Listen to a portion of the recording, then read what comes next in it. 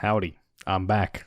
I've spent the last month making Nacho's alignment charts and playing Elden Ring, but I'm finished now and it's time for the August Amiami Recap. So if it's your first time here, this is a series where I go over a bunch of anime figure pre-orders that have come up within the last month on Amiami. I talk about them, roast them, fall in love with them, the whole spectrum, and we have a lot of fun. So I think it's time we just get into it. Is the skull wearing a time machine? Excuse me, what? So we're starting off with Karasuba from Prima doll by Kotobukiya. The clash of aesthetics in this figure is pretty interesting, I think. I really like the colors of this dress. It's just something that appeals a lot to me. I do think Koto has done a fantastic job with this backpack. I think the detail there looks really nice. There's like some scuff marks and stuff to make it feel a bit older as well. It feels like a pretty standard Kotobukiya scale figure. It looks pretty clean, and I think what you see here is basically what you're gonna get. I don't like this single melon soda on this table though. It looks really empty, but the melon soda looks really good. The detail on that is kind of insane. I wouldn't go in expecting too much character detail here, but I think she looks nice. I kind of dig it. They've also got this other Prima doll figure, which is some sort of lolly-made fairy. Why? It is very adorable though. I can't get over this cat omurice. It's so precious. Does she have a taiyaki bag? I love that so much. That's so stupid. I don't know about this base though. Like, I don't know how much this table and chair really adds to the composition of the figure. And they're probably charging an extra like 8,000 yen because of that. But it is what it is, right? Again, looks like a pretty standard Koto figure. It's pretty alright.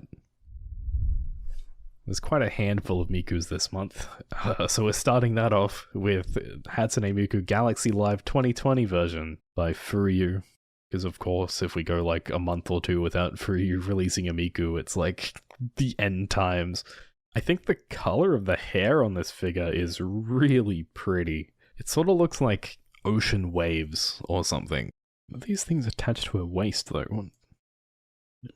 What is that? Like turbojets for singing really loud? What is that bass? Why is it so empty? Does it really need to be that big? Surely not. Surely it could be half the size. This figure's 30,000 yen. Like, do something. Not huge on her face either, but I do like the tie. The tie's cute. I think overall, this is another miss by FuRyu. The pose and composition just looks really uninspired. This is probably based on some artwork from something, and someone in the comments is going to be like, it's from my favorite Miku album, it's so good. The base surely could have been cooler, right, to compensate. So yeah, it's a shame because I really love that hair. I know I'm not a bunny sort of guy, but these two really caught my attention. I think both of these characters look really cool. And if you get both of them, you can take their chairs apart and join them together into like one larger sofa. That just looks really awesome. And I love both of their hair colors. I think really pleasant to look at. Really like the faces. I think I like this one more. I like the collar and the tie. But yeah, not a whole lot to say about these other than I think they're really neat. I think they're very nicely priced. But who the hell knows about SSR figure? I sure as hell don't, but I assume it's some Chinese company that seems to have some really nice prototypes. Here is Youmo from Touhou by Bellfine, and this 1/7 scale. It's not going to be, is it? 20 centimeters. I was gonna say this was really nicely priced for 1/7 scale, but obviously she isn't. But I think she is nice either way. I'm really interested about this clear blobby effect bit. I don't even know, is it supposed to be water? But it looks cool. Really like the little details all on her outfit, and I think the shading, or at least the shadows on the dress, look very nice. It actually feels like there's some impact with the shadows and shading on this, so that's a big plus from me. I think the only real thing other than the size that I'm concerned about is the hair. Because at least from this photo, it looks like the hair is going to be shiny. Maybe it's going to have a pearl finish or something. And I really don't like shiny hair like that. It just makes the whole thing look very fake and plasticky. But overall, I kind of like it. Next up, we have Legosi and Haru from Beastars, and I love this figure. I assume that this is referencing the first OP, which is one of the best anime OPs of all time. Both animation-wise and the song is just, it's a total banger. Skull base is also really cool. I like that. It's really nice, and I really like Haru and Legosi together. I think this makes it all that more special, and I feel like having these two together is more quintessential to Beastars than all the figures of Legosi by himself. So I'm a fan. I think it may end up being a little bit small, because some of these unscaled MegaHouse ones end up like that, but it's not perfect, but I really like it. Is this the first banana fish scale? No, there's been a couple. Seeing this immediate image of this figure feels like a pop-up parade to me. I don't think there's any detail on this suit at all. Maybe there's a little bit of shading there, but I'm not super confident in it. And then his chest is also super bland grey and then white. Like, are you paying all the money for this, like, solid gold ring or something? Is that what's going on? I'm sure this is going to appeal to some people who aren't me. I can't be interested in a figure that looks this plain. Oh god, but this is worse. Do I even want to talk about this? What is her... Why? I don't know if I've disliked a figure more than this. The face looks so wrong. Is that on purpose? Actually, I do hate the Maid Dragon scales where they're wearing like cat suits more than this. But this might come in like second or third. What is she even wearing? What is any of this? And then the base is just this like huge waste of space circle. And it's not even the theme, because I think the theme can be done well if you do it like this. Like, I think these figures look fine, tasteful at least. They don't look abhorrent. Am I going too hard on this figure? I feel like someone might like it and then get really upset that I don't. That's a no from me, dog. I've been so excited to talk about this one. She's like, Stepbro, help, I'm stuck in the Cintiq Pro. Like, who came up with this figure? Why? I love that you can still see the Photoshop on the other side. It's just... Why is there an underneath shot? Can she be freed from the prison of the drawing tablet? Surely you can take her apart, right? Anyway, regardless of how silly the concept is, I think it's a really cute figure, actually. That looks really cool. It's interesting and it's fun, and I think the character design's nice. The sculpt is just very fun, and there's a good mix of textures here between the like fluffy looking sweater and the very glossy jacket and the matte normal hair texture. It's fun, and you see it like that at like the perfect angle, and it looks awesome. I would not look down on anyone who decided to buy this, because it's a damn good figure right there. Here is the second Miku of the month, which is Magical Mirai 10th anniversary version, and this one is by Alpha Satellite, who's actually the manufacturer behind Should Be a Scramble figure, I believe, which is then distributed by eStream. For whatever reason, this one's distributed by Design Coco, but I believe it's still the same manufacturer. So this one is very vibrant. I'm assuming these like big ball things on either side of Miku are speakers, but they look like jawbreakers. That is definitely a design, and they just look really edible to me, and I think that's an issue. For me, not the figure. And then her hair is like this liquidy aqua with white strips in it that just looks like toothpaste. Is there something wrong with me? I think overall though, it feels like a very well-balanced figure. And then this whole pink and blue motif going on with Miku's clothes, like with the ribbons and her tie and everything. It's very bright, but I think it works. I like her heels. Is there no close-up of those? Show me the heels! Before I wrap this up, I do really like this rocket and the star. That's really cute, and I wish there was sort of more of that design in the rest of the figure. Like, while there is a lot going on here, I feel like there's a lot going on in ways that doesn't really add to the Miku. It's just like more volume to it. And I don't think it necessarily makes the figure better, it just makes the figure bigger. So yeah, I don't hate it, but I don't absolutely love it.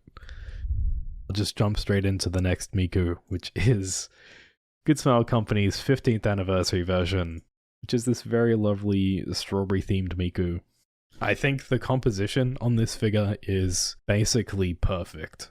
The base, instead of just being some random circle, it's a plate and the whole thing is food themed, and it actually makes sense. And I think that pastel pink and white gives the rest of the figure a huge chance to stand out, especially with that huge voluminous green hair. It's just whoosh everywhere. I don't know if there's words for me to describe how much I like how big that hair is.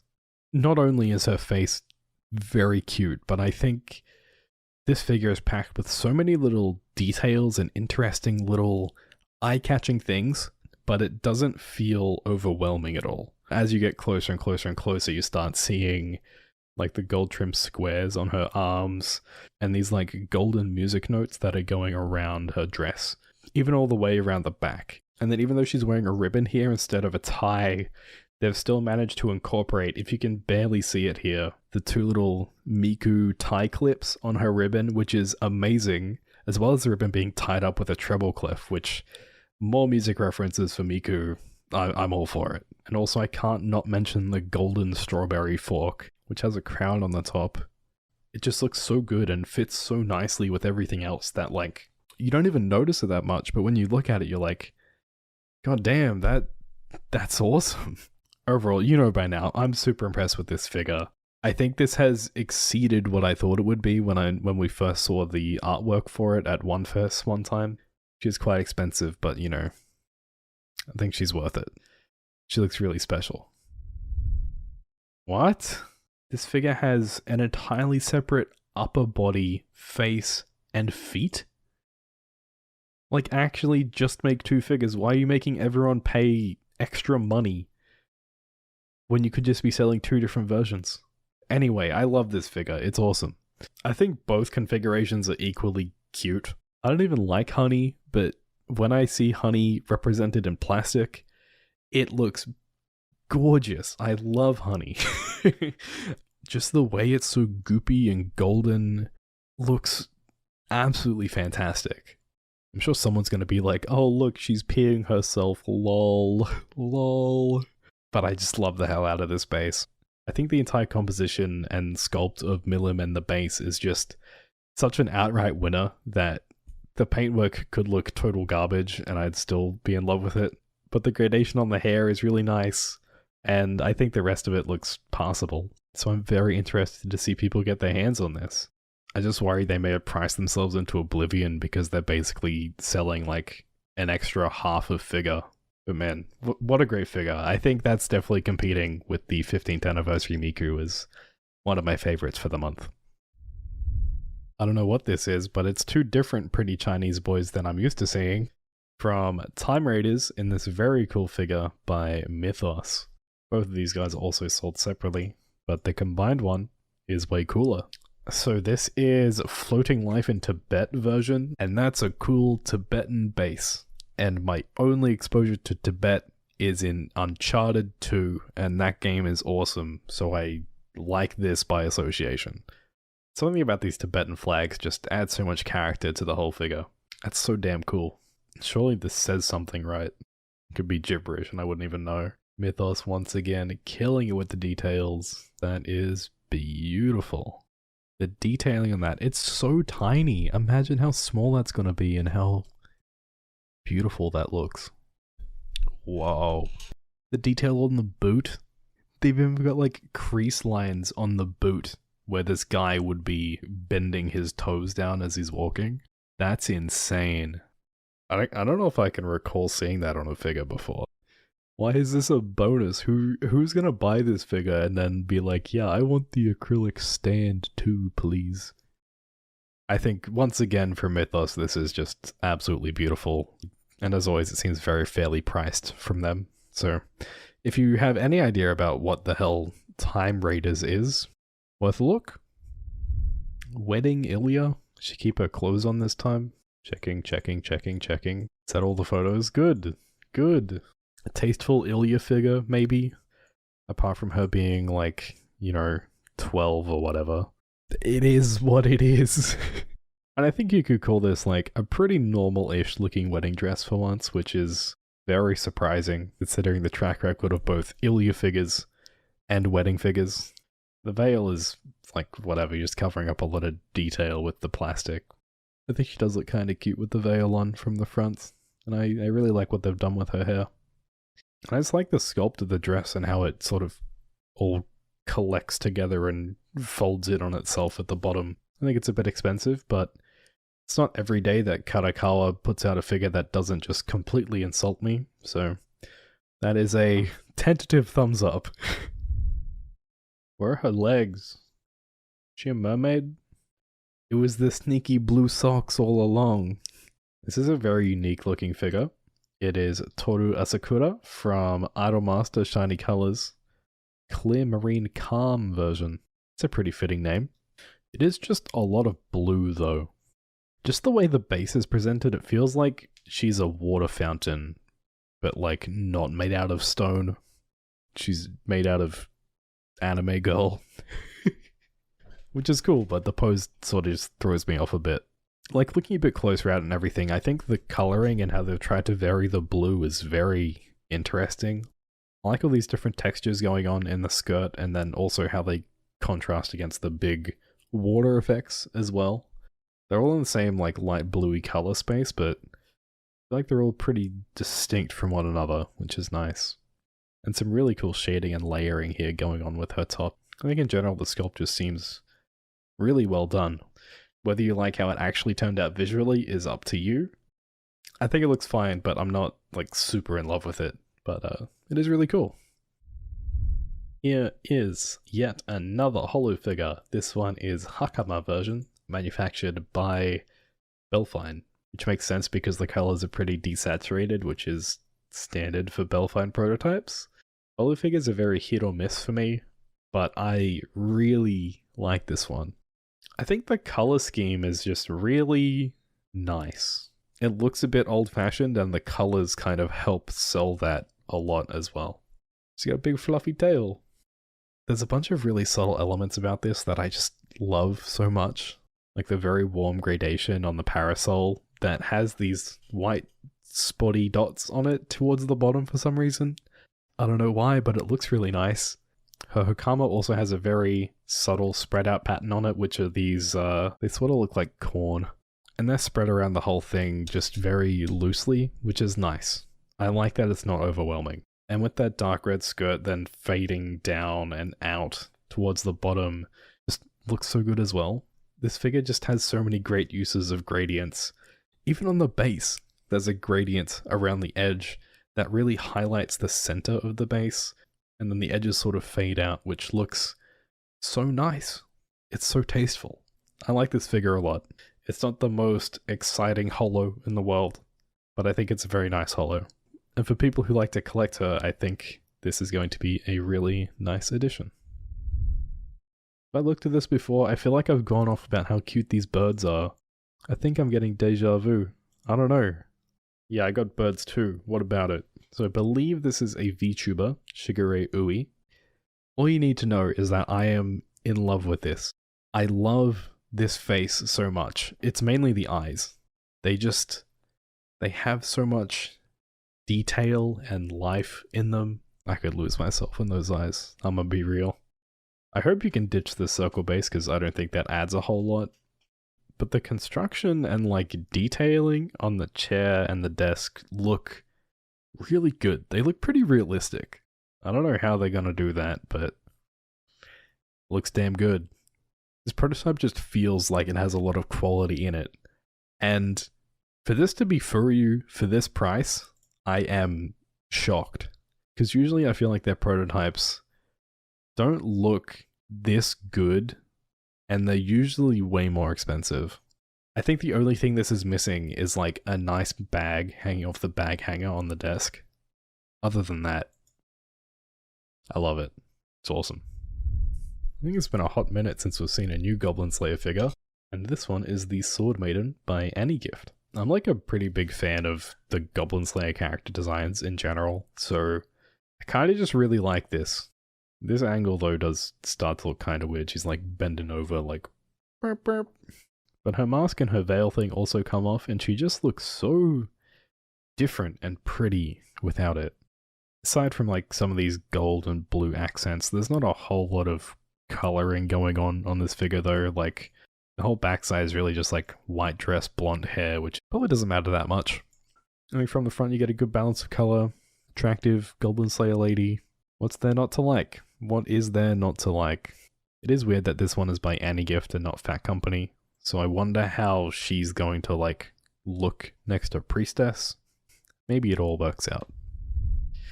Next up, we have a Nino Nakano date style version by Good Smile Company. I just want to appreciate the outfit design on these. It feels modern and cute, but it doesn't feel like I've seen it 10,000 times before.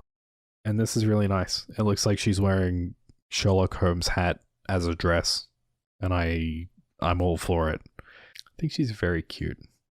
Good Smile have done a good job with these, and for a 1/6 scale, the price seems pretty good. I'll be very happy to see all the girls get this treatment. And then the last figure before we get to the speed round is another Miku by FuRyu. This is the Summer Fireworks version.